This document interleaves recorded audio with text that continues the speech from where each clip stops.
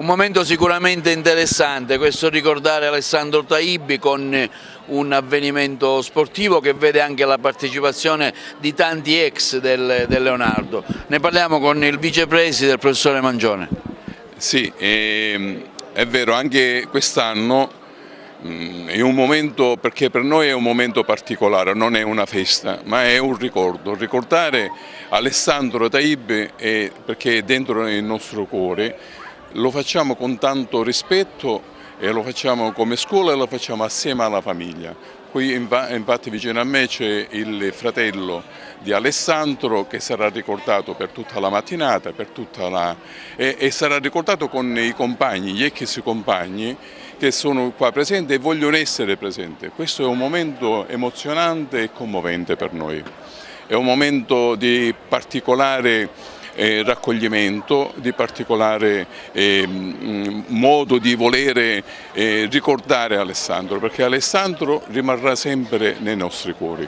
Inoltre volevo aggiungere, perché abbiamo messo assieme il ricordo di un collega che è morto in situazione particolare, il collega, il professore Rizzo. Anche oggi sarà ricordato, magari subito dopo la manifestazione di Alessandro. Semplicemente volevo ricordare, infatti Alessandro era uno studente modello, un grande giocatore, bravissimo nel basket. Quanti anni sono trascorsi? È del 92, insomma, 25. È veramente un'occasione speciale, io ringrazio sempre la preside, il vicepresidente Mangione, tutti quanti si organizzano ogni anno per ricordare mio fratello Alessandro, deceduto nel 1992.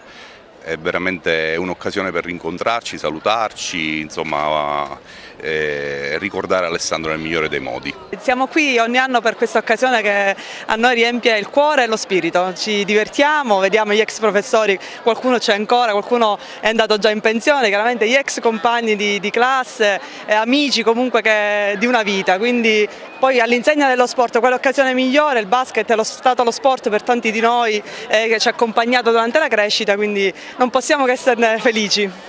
Allora, è un'iniziativa che si ripete già da parecchi anni su iniziativa dei genitori di Alessandro Taibbi, che è un mio coetaneo, un nostro coetaneo che è venuto a mancare nel 1992. Era un ragazzo che eccelleva nello studio e nello sport, pertanto si è istituito, ripeto, su iniziativa dei genitori con la partecipazione della scuola, questo trofeo. Per noi, nati negli anni 70, è un piacere tornare qui e disputare questa partita per ricordare il nostro amico e compagno di squadra Alessandro.